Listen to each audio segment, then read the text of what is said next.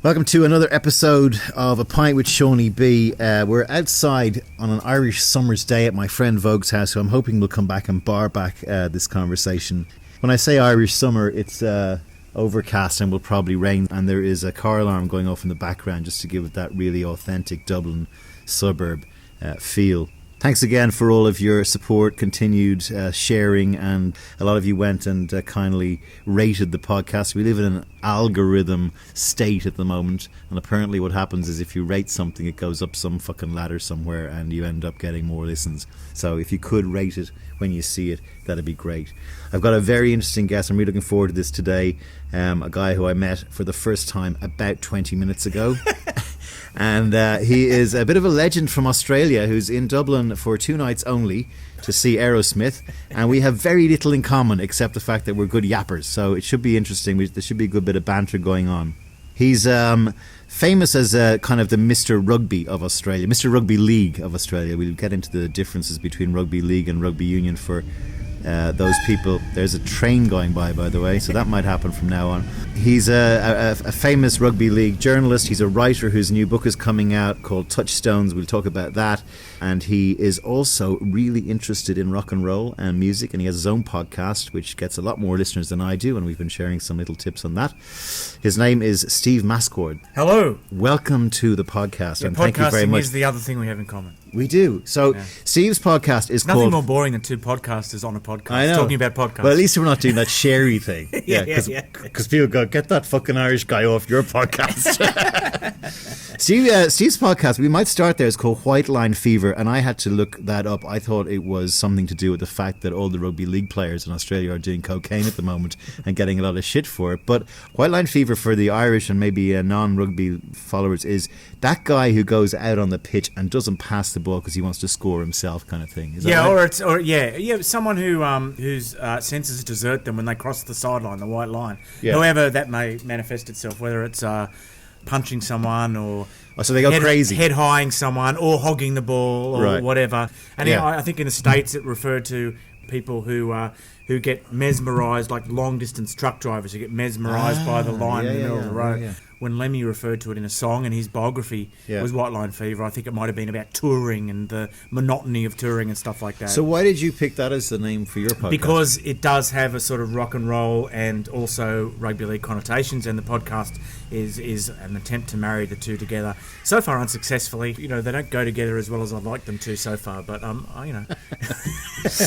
All right, so listen, we started this conversation by saying there's 2.5 sports that I hate. There's actually 3.5 sports I hate. I half hate baseball because I think it's overpriced rounders, and I actually prefer cricket to baseball.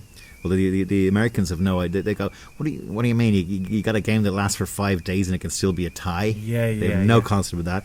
Basketball is, in my view, stupid because they should just start each game at 99 each and play for 5 minutes. Mm-hmm. And I hate rugby, and the reason I hate rugby is because I don't think anybody knows the rules of rugby. Well, including the people who play it. But that's rugby union. Rugby union is very convoluted, and it's a very old sport.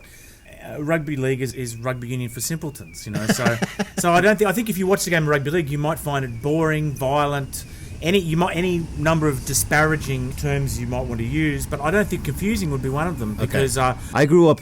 We're a similar vintage, myself and Steve, to quite a lot of rugby league under duress because we didn't have live soccer, but there was a lot of live rugby league, St. Helens and Widnes and Eddie Waring and all these guys, right? And they all up and under, and he was a legend. On It's a Knockout too. He was well done. Yeah, him and Stuart Hall, and but we'd have to suffer this sort of game, and it was big when I lived in Sydney, in Australia, particularly the state of origin. And that's the big sort of annual kind of do up there, right? State of Origin. And it's on now. It's such a pantomime, the whole Origin thing. It's like it is, to me, it's no more real than wrestling. You know what I mean? Just the same things get said each year, and everyone takes it so seriously in New South Wales and Queensland. And in rugby league, such a small sport that no one's impartial at Origin time. There's no one who sits above Origin and says, actually, that's really silly. Because everyone is so invested in it emotionally, and in a lot of cases in my business professionally, they're blinded to logic every year. So I find it hilarious. The World Cup of Rugby League is happening, which I thought was rather amusing. Well, the World Cup of Rugby League predates the Rugby Union World Cup by a good 20 years. It's the second oldest. Presumably always only won by England or Australia. Well, New Zealand won it in 2008, but the World Cup of Rugby League was started by the French in the 1953, which means it predates most World Cups aside from the Soccer World Cup. I am amused by even rugby league fans say the same as you. People who say they're rugby league fans say, why are we playing one? I think Ireland even have a team. Ireland have a team. I've never even heard of anyone playing it here. It is. I mean, the thing about the world now is that most sports are played in most places. So there's probably a thriving ice hockey scene here in Dublin. You just don't know about it. But even rugby league fans say that, and I'm like, well, should we just stop playing because you're very cynical? We shouldn't have any more World Cups because you think it's funny. We've been having it since 1953. I reckon And is it happening in Samoa? No, in Port Moresby or somewhere. The 2017 World Cup has been co-hosted by PNG, Papua New Guinea, where it's the national sport, and Australia and New Zealand. And there's very few games in Sydney. Sydney's only hosting a couple of games. The issues that are besetting the sport, as far as I can ascertain, are things like, some of them similar to what's happening in the NFL in America, the concussion issues, parents sort of being a lot more kind of cautious about letting their kids play. You're going to give podcasters a bad name by doing research. Please don't do that. Okay, sorry.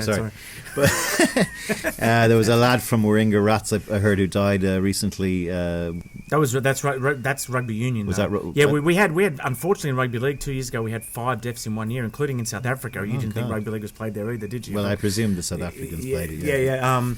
We had 5 deaths in 1 year, for one of which was a concussion related, and in the NRL in 2014 we had a fellow break his neck and he's still in a wheelchair. Where do you stand on that? Where do I stand on it? I was on the sideline for that game, and strangely enough, I went straight to the airport after the game and I flew to New York on a mid-season, and it was a terrible thing. He wasn't a friend of mine. I didn't know him. I don't think I'd even met him, Alex McKinnon. But sitting there on the plane and not knowing how he was, and then arriving and finding, no, he didn't. He's got. He's still, like I said, he's still in a wheelchair, and the game has really looked after him. But it's obviously disturbing if you witness a tragedy like that at close quarters. I think anyone who has, because the cricketer died last year as well. Yeah, hit in the temple with a cricket ball. So. I don't know, where do I stand on it? It's terrible. I mean, we can talk about the future of body contact sport if you like. I mean, I think give it another 120 years and we won't be playing body contact sport. Was it Rollerball? Was that an early Spielberg movie, Rollerball? Yeah. Where, James Caan. Where I think maybe that was the way body contact sport will end up, and it kind of already is in America. I mean, unless you actually make it as a pro, you stop playing completely. You know what I mean? And maybe that's the way body contact sport is heading everywhere, because just the cost of insurance and everything is skyrocketing, and as we do generally in society, we have illnesses and injuries now that we have a name for, and we didn't even talk about them 10 years ago. And the idea that kids are so mollycoddled. One of the people on my podcast, John Devlin, made the nice analogy of habitat. The kids' habitat has shrunk from like 3 or 4 miles from their house, where parents were happy. You go off on your bikes, and as he said, you'd find a dead fox in the wood and you poke it with a stick. It's now like they're locked in. Helicopter parenting. And coupled with the recreational drug use issue, which seems to have been something that's happened recently, and everyone's getting a bit up in arms in it. What's your thinking on that? Well, also there's been some performance enhancing issues which we've probably had for the last 20 years. Now, okay, what are my thoughts on players and recreational drug use? My thoughts are this: that as media-facing businesses, it is normal for the NRL or professional sports clubs to try to predict things which are going to have a negative impact on their businesses. Quite apart from the aspect of privacy or wowserism, the Australian term wowserism. It means being against everything interesting. I think it's totally within the remit of NRL clubs to test their players. It's totally within the remit of the NRL as a league to test players and to come down hard on players who test positive to recreational drugs because it's consistent with other policies they have. The former Rugby Union International Peter Fitzsimons, who's a colleague and friend, he says, well, how would you be if you were tested for recreational drugs when you arrived at work every day? And I would say, well, I would then have a decision whether I wanted to work there or not. I'd be free to make a decision. Or do drugs. Yeah, or do drugs. Yeah. In which case, I wouldn't be, if I didn't work there, I wouldn't be able to afford drugs. So that's a catch-22 situation. I mean, you've worked in advertising, you know exactly what I'm talking about. Yeah. But I'm not personally that interested in the personal lives of players. I'm not personally interested in a lot of gossip. In fact, the biggest currency in online sports journalism now is the transfer market. People love to know who's joining who next year, blah, blah, blah. And I don't care about that stuff. So it doesn't really interest me. Why don't you? My interest in rugby league is kind of morphed into more the sport as it exists in the sports market widely. I don't have a favourite NRL team anymore. My favourite team, Illawarra, merged with St George in 1998, and I sometimes have a soft spot for them. It depends if they're wearing the red jumper or not. Involuntary triggers. So I'm kind of not interested in the minutiae as much as I used to be. I just don't really care who's joining West Tigers next year, because I don't actually care if West Tigers win this weekend. Right. You know what I mean? But you still watch it all the time. I watch it because it entertains me. So is it the purity of the sport that you like, or the beauty of it? Yeah, I have been asked. I have been asked by a friend of mine. Do you actually just like the scene around it now because you know everybody and you don't actually like the sport? And the part of the process of doing the book was to question everything, including that. Everything was on the table when I started the book. I was quite happy to finish the year not liking rugby league anymore, and it could be age, Steve, because I mean I'm a soccer guy, and I have just lost interest, stroke gone on strike with Manchester United this year, my team, because I can't stand Jose Mourinho. I spent 5 or 6 years in the US, and I used to go to the Broncos Stadium, which was near where I lived, and I've been to about 10 or 12 of the American football. You used to in Denver, huh? Yeah. And I love American football, but one of the things I hate about it is that I go there and there's no one really gives a shit who wins or loses. It's about selling hot dogs and tailgating outside. And almost having to be forced into the stadium at kickoff, and then driving home. And or leaving with the kids early. I'll give you an example, and this is where my business and your business collide a bit. I went with my girlfriend to the baseball in Denver, which is they've got a shit baseball team, the Rockies. It's a night game. It's sunny, and you're drinking. You can drink a beer and catch up and vaguely watch a game of rounders. As we're going in, I see a Chewbacca character, and then I see a Princess Leia and a little kid dressed as R2-D2, and going, oh no, don't tell me they're not doing a Star Wars fucking they are, and the scoreboard has got the Rockies are the Rebels and the Alliance.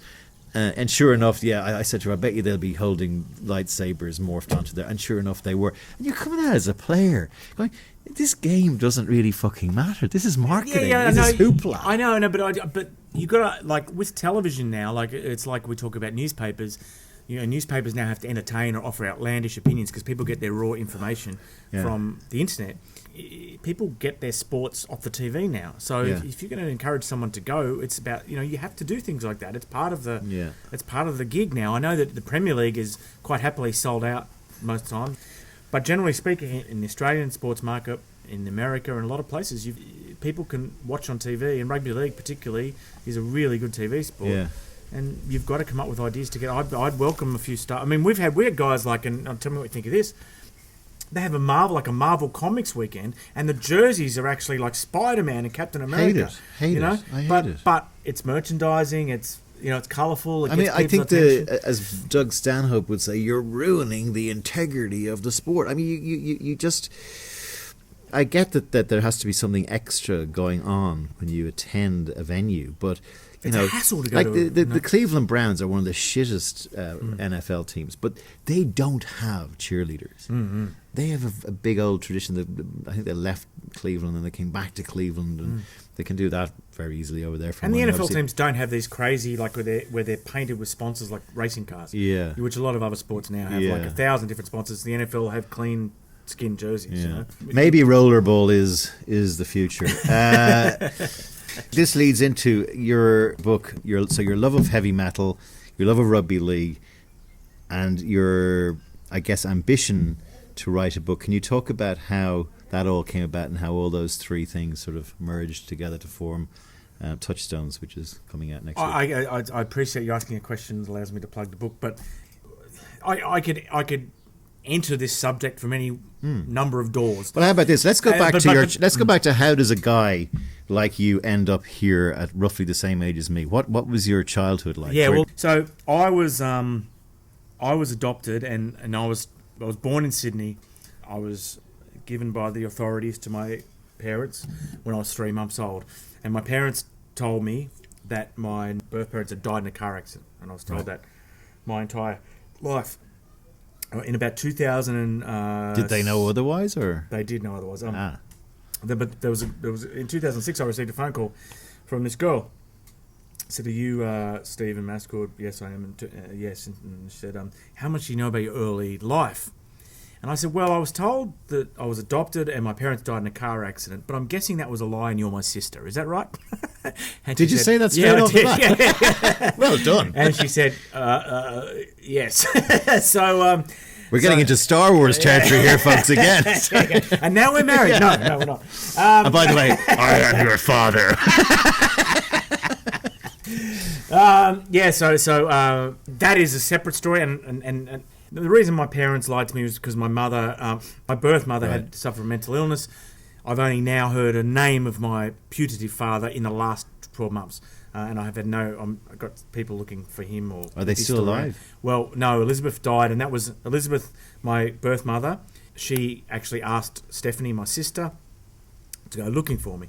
And my birth mother, Elizabeth, did not call her children Stephen and Stephanie. I was actually called Andrew John Langley. Okay. So that was how I was born. So she found me through the family services authorities, and obviously I got to know her. I got to know a bit more about my history, and in recent years I've gone to meet uncles and aunties and stuff like that.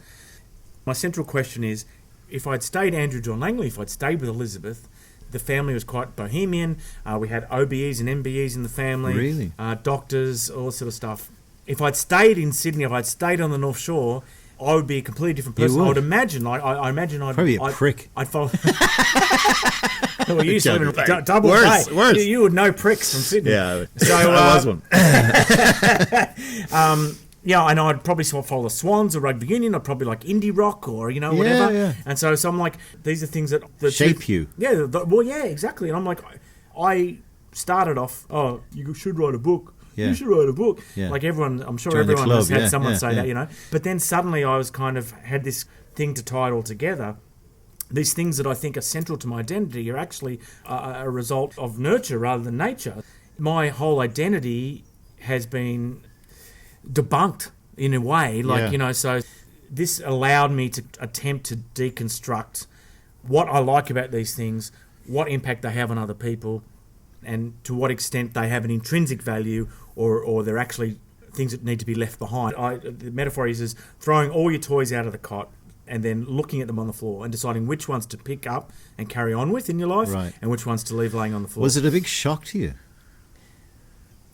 And how awkward was it with your adoptive parents? Well, my mother was very ill at the time and I never told her. In fact, she died.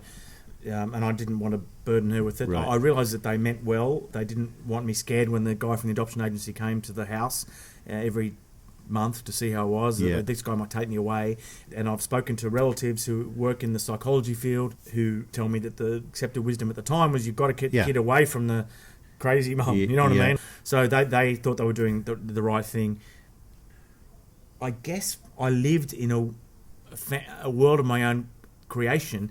Were you an only child for the adoptive parents? I was an only child. No, my sister Tammy and my dad now lives with Tammy in Queensland. Or I think Dad's got into a home. He's been ill recently, but hello if you're listening, both of you. No, I wasn't an only son, but I think I lived in a world of fantasy, my own, the garden shed of my mind, the man shed of my head. Yes. You know what I mean? And it was all like rock and roll and rugby league, and so this was kind of like a little pinprick in the balloon when I've got a sister and stuff like that.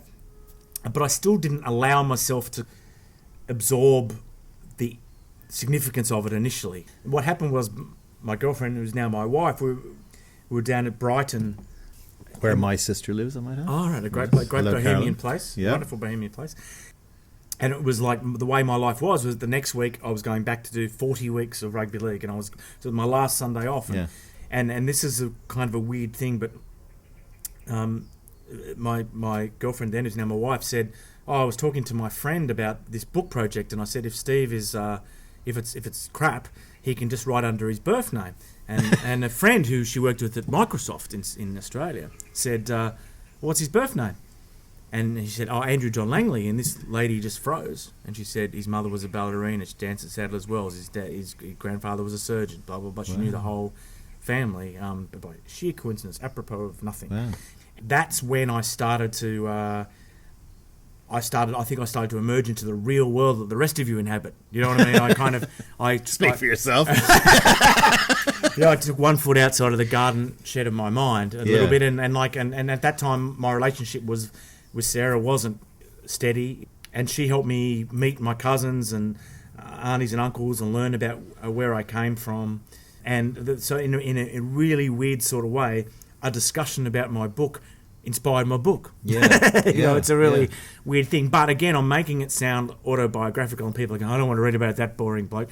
It's not a book about me, it's a book about the things that you cling to in childhood that give colour to your day. Like, I don't know, but some people, I'd imagine some people just see things as they are. They don't have involuntary triggers that make them excited. I think of the cover of the second Poison album and I feel excited. I don't need to think through that. You know what I mean? It's involuntary. I see the cover and I feel a sense of excitement. Goosebumps. And an old football card. And so were you very insular as a kid, or were you? I was. I don't know. Like I got to say, I struggled to. I didn't have a lot of meaningful conversations with people I went to school with. I had a couple of close mates, but the things that they all wanted to talk about, and strange enough, I guess in some ways, a lot of it was football, and I gravitated towards rugby league as a kid, almost to fit in. Did you play when you were a kid? I played poorly, very poorly. I was a wuss. I was terrible.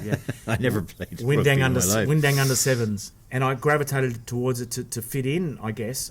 But it was the iconography, and that's why it's a good question to ask me, do you actually like the sport? Because as a kid, it was like the colours, the TV coverage, the footy cards, the scarves, the magazines, all the stuff around it that drew me in initially. Not a bunch of guys who were cooler and tougher than me running at each other. You know what I mean? That didn't...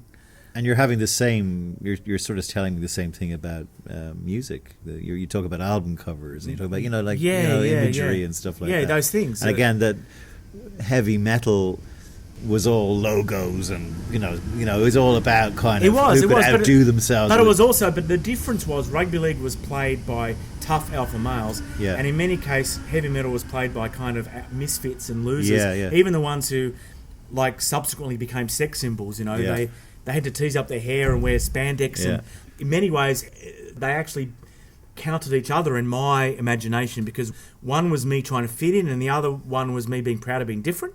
I had a foot in each camp a little bit. I liked rugby league, but I was a wuss and I was bad at playing it, and I couldn't play an instrument, but they were both one half of me. I was I'm trying to fit in with one of them, and I'm trying to assert my individuality with the other. And how were you academically then? I went okay. I was in the A class in high school, but I was one of the last generation of kids to get a job out of high school in journalism. So I didn't have to go to uni, and I probably socially I missed it a little bit. I was also very focused. When I was in school, I would send away for things. Like, I had mail all the time. I was like a 15-year-old who had mail every day. And I was like, my friends were going, I never had mail. There was a book that you could send away for free shit. Dinosaur posters or boring science stuff. I'd send away for everything. If it's free, you get it. Why not? But I was focused. So I had stories published when I was when I was still in high school. I had stories published in a basketball magazine. I've got all your hates down pat. In a basketball magazine, I did a story on Iron Man, the Mercer brothers, for a general sports magazine.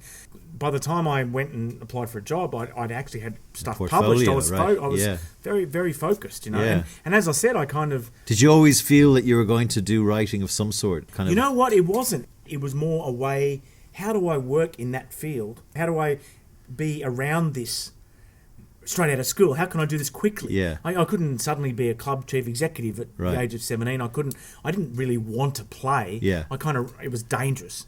You'd only last the best 10 years, whatever. And I was shit. Once I got in, I knew that it wasn't something to be flaunted. You know what I mean? It wasn't something to be. Did you get straight in as a young kid? I was covering Steelers home games in 1986 when I was still I was 17. So I was in year 10. I used to my parents' phone bill.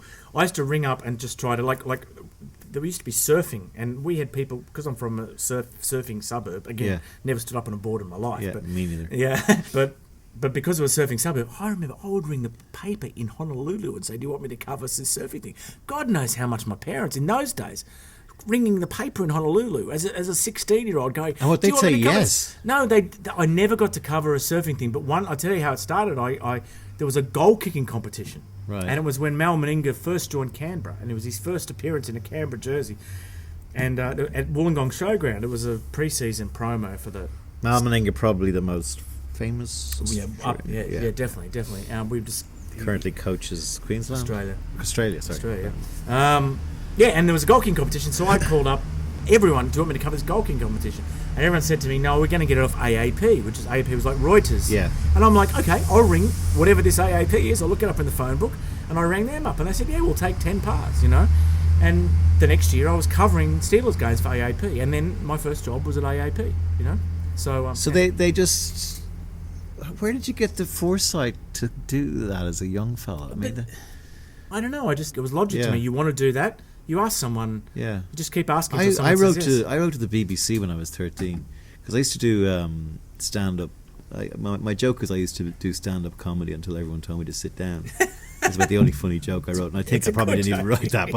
But I used to do impersonations of all the sports commentators. Yeah. And I was thinking, God, the best job I could ever have would be being a TV sports commentator for soccer, going to Manchester United every week. And I remember I wrote to the BBC when I was about 14. My dad said, "Yeah, you should write to them and ask them." I'm like, I'm a twat who's 14, but I wrote a letter, and they wrote me a lovely letter back from the BBC, like mainly showing my dad how they were just appeasing me. I never thought I'd But I love the idea that you were kind of serious about it, and that you were getting money for it, and that suddenly from that little acorn kind of thing. Yeah, and then a couple of years ago, and I'm like, okay, so this is what got me here, and when I say here, I'm not trying to say that here is great, but I'm just saying here is here. No, but you got to become, just for those listening, probably the most preeminent rugby league journalist, you and 3 or 4 others in Australia. Fair? According to some people. Yeah. Well, according to my research last night. Yeah. Anyway, but I mean, everyone who I spoke to has heard of you. So you're that guy. I mean, yeah. But and then I was like, what is this? You know what I mean? Like I just didn't. I failed to be. It doesn't impress me. When I say, was it getting boring? I was borderline obsessive compulsive. When the newspapers stopped paying for us to fly to games, I paid myself. And but you're butting up with the collapse and continuing collapse of newspapers. Exactly. You can understand your employer's position on these things, and sport, and there's only a certain amount. It's just sport, and then I guess I was obsessive compulsive in so many ways. I still saw the world in boxes. I saw everything in boxes. Our meeting today would be in a box. It'd be, and that behaviour made me do the things when I was 16. But that behaviour was now starting to be harmful. I wasn't able to form normal relationships. What had aided me for 25 years was now starting to hurt me. And so this whole realisation about learning about my family, suddenly realising, because I kind of thought of myself as being almost immaculate. I couldn't blame my parents for anything. I can't say Dad was a drunk, or I should stay with the son. Mum got skin. I didn't know any of that stuff, and I felt a little bit different in suburban Wollongong. I don't know why, but I did, and so I kind of had this feeling that I was almost in a movie. And when I found out that I belonged somewhere, that I'd come from somewhere, it was a relief to figure out I was just like everybody else. Yeah. And I didn't need to prove that point anymore. It's interesting, the thin line between what you would call, say, obsessive compulsive disorder, or whatever you want to call it, and passion. You know, one person's one is the other person's the other, you know? Yeah. And I mean, I love that idea of being a movie. That's the first time anyone said that to me, and I feel a little bit like, now that I think about it, my life's a bit like that. If I look back in terms of, I felt from an early age it was me against the world, or it was not. That doesn't, you know, but it was me. You feel like you're the central character all the time. Yeah, it's not egotistical. Not in a narcissistic way. Yeah, but it's like, I got myself into this. I've got to get myself. You're not passing through the world. The world is going around you. Yeah. The world's going like that, and Truman Show. Yeah, and you're almost still, and the world is revolving under you. Yeah. And I always felt like that, and that's why it made sense to me to ring up and try to be on the TV or try to be in the paper or whatever, because it was like, it's there for me. It's there. What waiting did your for me. friends say when you were doing this? Did they think you were crazy? Did you care? No, I never cared. Yeah, I never cared. I never cared. I've never really been someone who. I've always been more interested in strangers than friends. I've always wanted to impress strangers far more than friends. Yeah. I mean, it's the same for me with this podcast. It's been great for me just hearing other people's life stories and just sort of sharing them and having a bit of banter with them. I think it does catch you out sometimes being like that, when you feel that you're a central character in every single narrative. It does catch you out, and sometimes you do things that are bad or that are hurtful and you don't mean it. I go out of the way to help people, like I will drop someone home if it's way out of my way, just little things like that. But then on a more subtle level, I'm not as considerate as I should be. Right. Because I've had that mentality. Probably none of us are. Yeah. I mean, I would say curiosity is a thing that I'm a curious person, so I'm interested in what other people, what's happening in other people's lives, and what lessons I could learn from them. So moving on, then, maybe a good place to go with it is the when you were at the Wigan game, and that might be a nice place to sort of start, because that's where action happened on your. It gave you the inspiration for your. So. Again, I started off, you should write a book. Okay. I started writing a book, and I sat on a plane and wrote a book, and it just... I'm not saying that... Directionless. It was directionless, and I wrote about my buffhead mate who had these terrible stories from the 70s and 80s with, you know, all these really disgusting sex stories. And I'm like, I'll just start there. It's funny, you know what I mean? Yeah. And so, and I'm like, yeah, well, that's kind of disgusting, and if I have to do promo for this book, he's going to be the most hated man in the world. It's just going to strike the wrong chord, you know. And so then I had the idea of the only way I'm going to get this book finished is to have a deadline. So why not write about the deadline? So I did 52 gigs and 52 games in 52 weeks. 52 rock gigs and 52 rugby league games. Yeah. Okay. Then I was ready to start writing, and it was It was 2 Novembers ago now, and I was covering a test between England and New Zealand in Wigan. And the night before, I was just in the hotel room, and I turned on CNN, and there were the terrorist attacks, and they'd tried to get into a football stadium, and they'd obviously gone to the Eagles death metal show and killed a lot of people. I thought, why? What is it? These things must represent something about society that's a threat to to fundamentalists and stuff. Like, what do these things represent? And so I thought it'd be a really good idea to try to explore that. So I already had 2 ideas for the book, 2 concepts. That idea that I just described was very dry, too scholarly, and if you're not paying money, it's hard to get experts to ring you back. Yeah. It's hard to get experts to reply to an email if you're doing a book, if there's not something in it for them. I've set myself a task that every time I'm asked what the book's about, I'm going to come up with something different. Right. And the one thing I said to you before we started recording was, this guy who took on the terrorists at London Bridge, who said, "I'm Millwall," and took on these knife-wielding terrorists with his bare hands. Yeah. And it was not a surprise to me, I might add. I know, given Millwall's fan reputation. Yeah, but I'm saying like that. Was he wearing hooliganism as a badge of honour, or was he wearing Millwall as a badge of honour? I don't know. But if he's wearing Millwall as a badge of honour... I think they're one and the same. They're one and the same. Sorry to any Millwall fans who may be listening.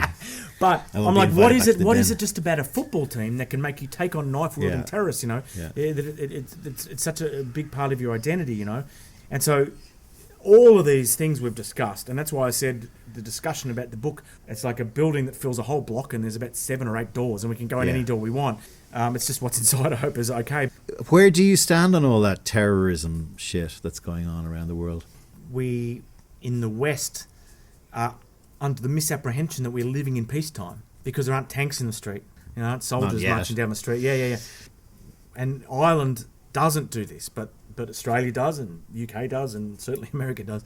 We actually export war like frozen meat or something. So we drop bombs and launch missiles, and when you're outnumbered, I believe it's guerrilla warfare. When you're outnumbered, there's this fanaticism and this willingness to die, which resonated from the end of the Second World War. For 60, 70 years, people went, kamikaze.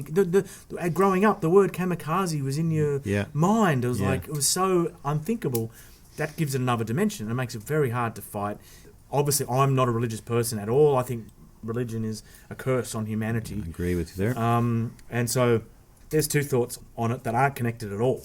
One thought is that we are at war, and our enemy uses guerrilla tactics because that's one of the only tactics open to them. Yeah. But on the other hand, you've got this blind belief in a mantra. And look at the Crusades. Look at all the atrocities that are being perpetrated in the name of Christianity. Yeah. I find the whole religion thing here in Ireland amazing because I know that it's not about religion per se. It's not about beliefs. It's just that guy's second name is that, so he's this, and that guy's the top of that steeple is that shape, so it's that. Despite our new homosexual prime minister, we're still pretty churched here. very, very churchy, very churchy. So God bother us. I mean, my view on it is I think that it's just really difficult just to have a conversation with anybody who's so far left that as soon as you mention Islam, you criticize a religion. The religion to criticize right now or to discuss, I think, is Islam. You quickly get labelled a bigot, and yet the biggest problem is there's a war within Islam right now. The most casualties are other Muslims, apostate Muslims. And I think Islam has some questions to answer. I think I'm not a bigot. I believe anyone can practice whatever religion they want, but do not walk into the Black Heart in Camden and chuck a grenade at people just because they don't fucking believe you. Yeah. Yes, there were American bombings, and yes, the Middle East is a mess, and yes, there are lots of excuses behind it. But as a theism, this faith has to appreciate that they don't live in times where everybody who doesn't believe them should die, and not all of them believe that, and some of the teachings can be misinterpreted, and I'm doing a lot of research into it before I mouth off on my podcast and get a fatwa put on me by somebody with a beard somewhere. I have a beard as well, by the way. And I don't think Trump helps, and I don't think his solution is a humane one or an honest one. And I do believe I've got many Muslim friends, and I know that they're mortified and upset about this. And I don't think there's a simple answer. The book developed then over 52 weeks. We could actually stay on that subject for the next 3 hours. Well, that's why I got to move right along. It sounded like I was flipping away from it because I'm studying it a lot, and I don't want to. I want to make sure that I've understood my own point of view and my perspective, and I don't want to be trotting off.